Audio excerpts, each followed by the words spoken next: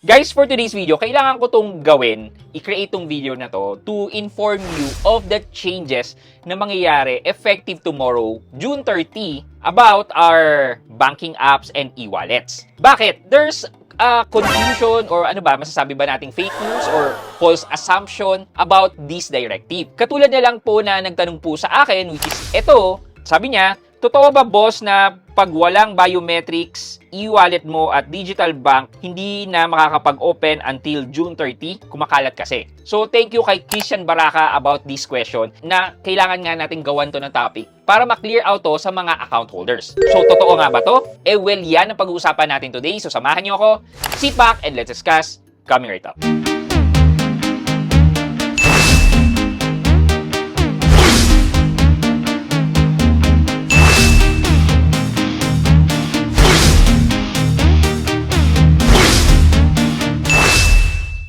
Hi guys, this is Pat and you're in Pat Quintos Review TV. So if you're new here in my channel, I do reviews about personal finance, meron na akong experience, or meron na akong knowledge na ginawan ko na ng videos and playlists na makikita nyo dito sa taas. At kung bago kayo dito sa channel ko, you may want to consider subscribing to my channel.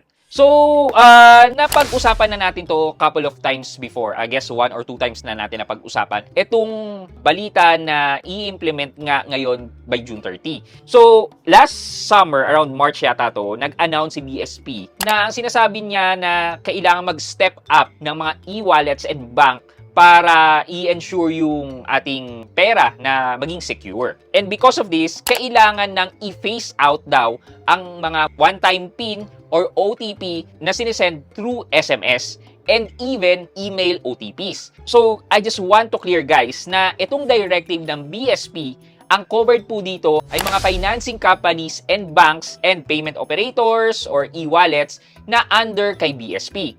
Take note, under kay BSP. Bakit? Kasi meron tayong mga financial apps na hindi siya under ng BSP with the likes of our online lending apps na under naman sila ng supervision ng SEC. So itong directive ng BSP ay nakafocus lang muna, again, lang muna sa mga supervised entities ni BSP which are e-wallets and banks. Later pag-usapan natin kung ano naman yung security measures for those supervised ni SEC.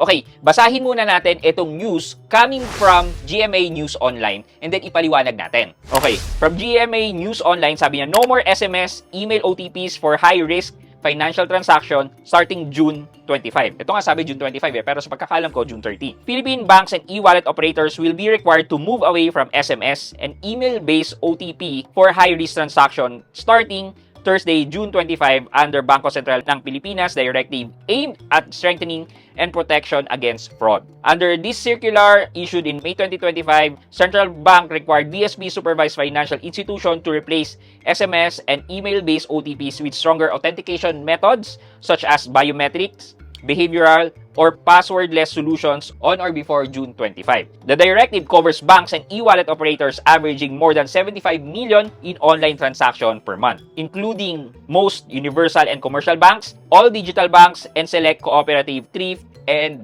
rural bank. The BSP is equally dedicated to promoting innovation in financial services as to protecting customers from new forms of fraud and including technology-enabled fraud. We are pleased that banks and e-wallet operators are stepping up on both fronts. So, kung tatanggalin na ang SMS and email OTPs at papalitan na lang siya ng more secured authentication daw, which is the biometrics, behavioral, or passwordless solution, somehow medyo valid tong question nitong ating viewer na to. Pero let's explain that. So, totoo nga ba na kapag walang biometrics, walang ganun yung financial app mo, yung cellphone mo, hindi mo na ma-access yan? Well, actually, na-incorporate naman yan ng mga banks and e-wallets. Ang mangyayari dyan, for example, di ba? Walang face unlock yung phone mo or walang fingerprint scan, di ba? Ibig kong sabihin nito, hindi mo na ma-access ang account mo. Well, ang solution na ginawa dito ay server-based authentication. Example na lang, si GCash, di ba? Kahit dati pa naman, meron na siyang face verification na nangyayari, di ba? Minsan nag-expire yung login natin sa GCash, kailangan natin mag-relogin ulit, tapos kailangan natin mag-face verification ulit. So basically, yung face verification na yon ay yun yung server authentication na tinatawag. Ibig sabihin, binubuksan ni GCash yung camera mo as long as i-allow mo siya para kumuha ng snapshot mo at i-compare nila dun sa registered sa database nila. So, yun pa lang ay form of biometric authentication na kahit ang cellphone mo ay walang face unlock or tipong fingerprint scan, magagawa pa rin naman itong server-based authentication through biometrics. Kasi yung face verification pa lang ay isang form of biometrics authentication na. Additionally, yung tinatawag na behavioral validation is that tipong kung normal ang ginagawa mong transaction na everyday or lagi na nagsisend ka ng 50,000, so medyo kailangan nilang i-analyze yan. Kung yan ba ang normal na ginagawa mo, then hindi ka lumalabas sa radar ng cybersecurity ng mga apps na to. Pero let's say for example, bigla kang nagpadala ng 200,000. So magiging trigger to ng cybersecurity team ng mga apps to check bakit bigla ng 200,000 ang pinadala niyan. Usually hindi naman nagpapadala ng ganyang amount yung tao na yan. So they have to check with you to confirm, to validate kung ikaw nga ba ang gumawa ng transaction na yan. And then yung passwordless solution wherein pwede silang gumamit ng mga authenticator app, yan yung mga Google Authenticator or Microsoft Authenticator, kapalit ng mga OTPs. Based from my experience, like si BPI, meron ng in-app OTP dati pa. Si GCash, di ba, meron na rin na in-app OTPs ang tinatawag nila. So, itong mga to mag-generate ng OTP within the app. Pero ang tanong ko naman dito sa mga OTPs within the app, paano maglalagin ka nga sa new device, di ba? Paano sila makapag-send ng in-app OTP kung hindi ka pa nga nakalagin sa device na yon?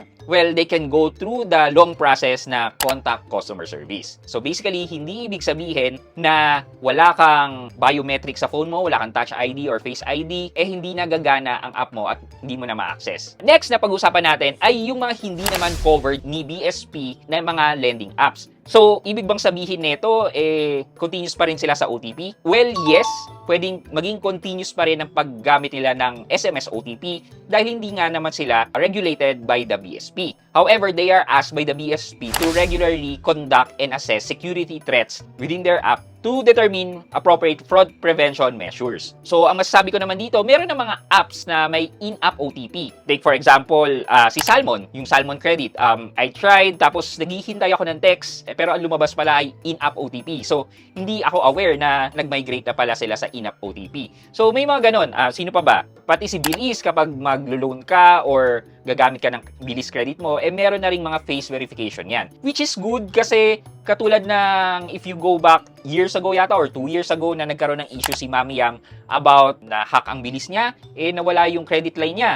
If hindi kayo aware dun or dun sa mga nakapanood na nun, sinaset lang natin as additional example na maganda magkaroon ng ganitong verification. Kasi yung nanghiram dun, hindi naman siya based on the face verification na tinatawag. So, bakit nag-push through na naka-loan pero hindi naman niya mukha yung nag-verify? Thus, nagkaroon siya ng fighting chance to dispute that transaction. And later on, tinanggal sa kanya yung disputed transaction. Yun pa lang guys ang laking tulong na sa atin para maging documentation na to para i-prove natin kung tayo ba yung gumamit or hindi gumamit or tipong nag-access or hindi nag-access ng app na yan. For our question of the day, dati di ba wala namang access sa internet yung mga bank accounts natin, so tipong passbook lang, etc., di ba? And hindi naman natin nagiging issue itong mga fraud and security sa ating mga accounts. Diba? So tingin nyo, much better ba na naka-manual na lang tayo na hindi nako-connect yung account natin sa internet? Secured pa siya? Or would you still prefer na online access siya though laging merong security threat sa mga pera natin? Ano sa tingin nyo? Well, i-comment nyo yan sa comment section sa baba for our monthly giveaway. Di lamang for today's video, but before we end this video, mag-shoutout po muna tayo at shoutout kay CJ Pogi 660 at Melvin Apancho 630. Ang sabi po niya, si Atome lang po talaga sa ngayon kasi ito pa lang po meron ako. Salamat po, pa-shoutout po. Kay CJ Pogi 660, shoutout po sa inyo and thank you so much po for watching and supporting my videos. Maraming salamat po. I hope you like this video, leave a thumbs up, and if not, wala nang problema dyan, but continue to support me by subscribing to my channel by clicking the subscribe button and also the bell button sa tabi ng subscribe para makareceive kayo ng latest notification sa lahat ng upload ko. Again guys, this is Pat Quinto and you're in Pat Quinto's Review TV. Bye-bye!